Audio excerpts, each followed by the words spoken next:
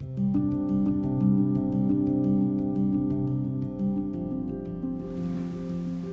is an invitation to invite us to reflect on what has been an unusual time in many different ways.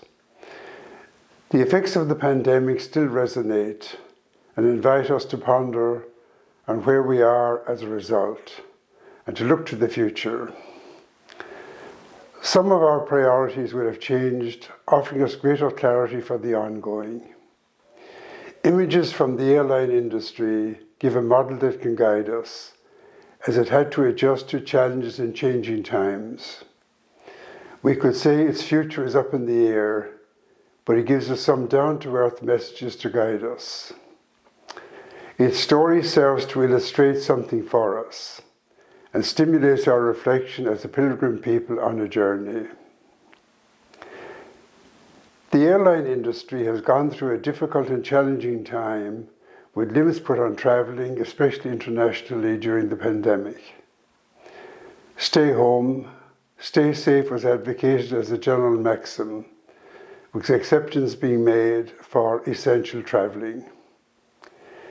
It raised the question of when it was necessary and safe to move. Now there is some easing of restrictions, and signs of hope are emerging for people to move more freely, though this will come about more gradually. There has been much change in the travel industry over the past year, but there have been significant changes before that, especially following 9/11, which led to much greater security at airports and the checking of luggage. There was much concern about hand luggage, following attempts to take on board ingredients that could be assembled with destructive consequences. Controls were put in place and guidelines were given on what it was deemed safe to carry. Screening of luggage became commonplace. For safe travel, we were told we could bring what we could bring with us. We accepted the guidelines, just as we had to accept restrictions imposed with the coronavirus epidemic. Control was taken from us. Travelling has changed in many respects over the past few decades. Besides the security issue, there's been much growth in budget airlines with low-cost flights. These have made travel more accessible for many people. Cheap flights with a quick turnaround became common. To facilitate this, there has been many incentives to travel lightly, such as taking hand luggage only. Choosing what to take and what to leave behind does not come easily to everyone. Of course, the option of taking more was present, but the message was, if you carry extra baggage, they would be a further cost. We were being advised on how much we could take with us. When to travel, what and how much we can take with us poses a challenge. Yet we want to be safe. Certain items which might be deemed as essential to some at a personal level cannot be taken in hand luggage. Then it means either foregoing them or paying for the extra bag that can be put into the hold of the plane. Likewise, the amount taken in hand luggage is restricted. There are limits to the size and to the weight of the bag that can be taken on board. The guidelines given mean that choices have to be made. These messages of what and how much we can take can speak to many areas of our lives, including the timing of and the necessity of the journey. What may be classed as essential is open to different opinions, depending on the people involved. There's much variation in what people want to take and what they can take. Some people like to take as much as they might need to cover every unforeseen eventuality and tend to bring much baggage. Others can choose essentials quite well and travel in a less burdened way. They are more mobile as a result. These aspects can speak to us as individuals, as families, as parishes, as congregations, and as church. Adapting to a new situation provides an opportunity and a challenge. Downsizing or upsizing, holding on or letting go are features of life, though many have the tendency to fill the spaces that are available. The external limits may be clear, but there are internal dimensions to what is to be considered also. Besides the external baggage from the past, each of us has some internal baggage that we take with us. We are now at a different phase of a journey. It is a time of transition where we are invited again to make choices about what is of value in moving forward and what has served its time. It invites us to look afresh at life and mission, as well as challenging the tendency to hoard, to keep something as someday it might be useful. There is a human tendency to accumulate, to seek security in different ways, so it takes deliberate decisions to counteract this. For example, some people buy items that they do not need, but they got them at sale at bargain price. There's a call to be content with less. Mobility, availability, and travelling lightly are important factors at different levels. A time of external change can help us look at what we carry externally and internally, so that there's greater freedom to move on in a less burdened way. We might know some of the influences at different levels of our lives. Within ourselves, we carry baggage from the past.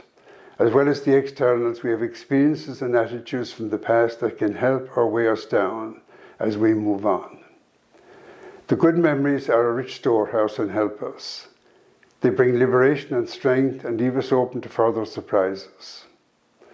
Other memories may no longer serve a useful purpose, though they continue to influence us. We can carry the burden of what has not gone well, or what has not been completed to our satisfaction. Unresolved relationships and hurts from the past can still cause pain. We can continue to fight battles that are long over. We may even have a reluctance to seek healing of the wounds we carry. Life can be weighed down by them. They can restrict inner freedom and movement.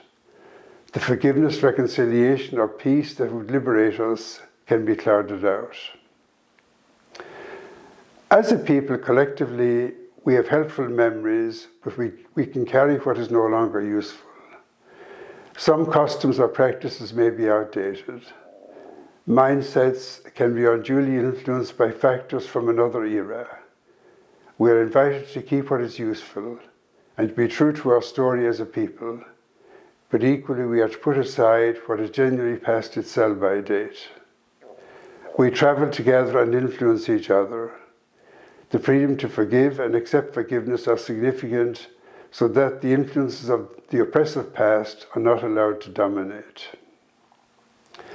As parishes, as church, as congregations, we could look at these factors too. Coming out of lockdown is a unique opportunity to pause before we push and reset the button. It is a time to appraise the situation with the far-seeing eyes of the prophet, before we are held by our own short-sightedness. There's an invitation to shed some of the burdens and restrictions so that something new is allowed to emerge. We can be weighed down by customs, rules, and practices, by buildings we can no longer maintain or afford, by unrealistic expectations of ourselves and of others that cripple movement to something new. As church, our story has its richness, and that should be retained. But there are elements that are no longer useful. They may be ways of working, or even particular works that we were good at in our own time, but now they're more of an obstacle to progress. The successes of the past, the glories of yesteryear, can become impediments to new opportunities. Retaining outdated structures or seeking to resurrect the past success can be futile. If it and its customs have become a burden that we can no longer sustain, there's little value in keeping them. There's the challenge to discern what is better now, New avenues and ministries could be blocked by holding on to something that has lost its spirit. What seemed a valuable ministry in the past could appear to be a dead weight now, either because it is not needed or we have the inability to carry it on our own. Coming out of the pandemic, we can ask ourselves, what and how much are we carrying with us? The experience has left some residue to be dealt with. The reality is that all of us have some excess baggage that needs to be sorted out if we are to move on in a less burdened way. It is like a question to ask after a holiday. What did I take that I did not need?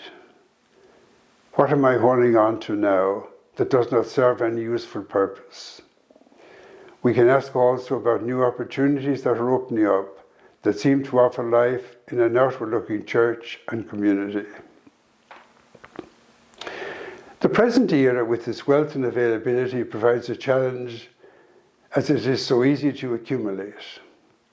Attempts to buy happiness or to seek it in various diversions or possessions has an appeal. We could be tempted to be like the man who needed to build bigger barns to store his riches, from Luke 12. Larger facilities can be required to hold on to what we have and to house our increasing volume of possessions. This can distract us from the real treasure. Similarly, there's need to reflect on the internal attitudes that restrict freedom and movement. This invites us to ponder on possessions, attitudes, and openness to others who travel with us. In a world, there are many who feel they're like excess baggage, a surplus to requirement, not feeling valued. We are invited to make responsible choices that give direction to life and to respect others. This is our time to be prophetic, to proclaim a new spring, to continue to announce good news. Holding on to what is no longer useful can keep us bound. Fear of letting go of something lest we might need it again can leave us unfree. We need the capacity to appreciate the past, but also to embrace the future with freedom and hope. The treasures of the past, like art, need a trained eye to appreciate them, as otherwise they can be perceived as worthless and be readily discarded. The Lord provides the direction onwards and is with us always on the journey of life. But we have to make decisions on how we live in the light of this. Traveling and baggage handling are part of life, but we are invited to adapt to a changing situation. We can learn from what the airlines have had to do. Like that industry, we need to know when to move, where we are going, what and how much we carry. What is of real value will not weigh us down nor restrict us. May we have the freedom to travel lightly in life as good companions of each other, knowing that all excess baggage will eventually be discarded. For reflection, I pose a few questions. What had the greatest impact on me during the pandemic? What has become burdensome for me and for us over recent years? What choices are we called to make now? What supports and resources do we need for the next step? If you like some scripture texts, Matthew 13, draw out of your treasures things new and old. Matthew 19, the rich young man had many possessions. Luke 12, building bigger barns to store the crops. God be with you.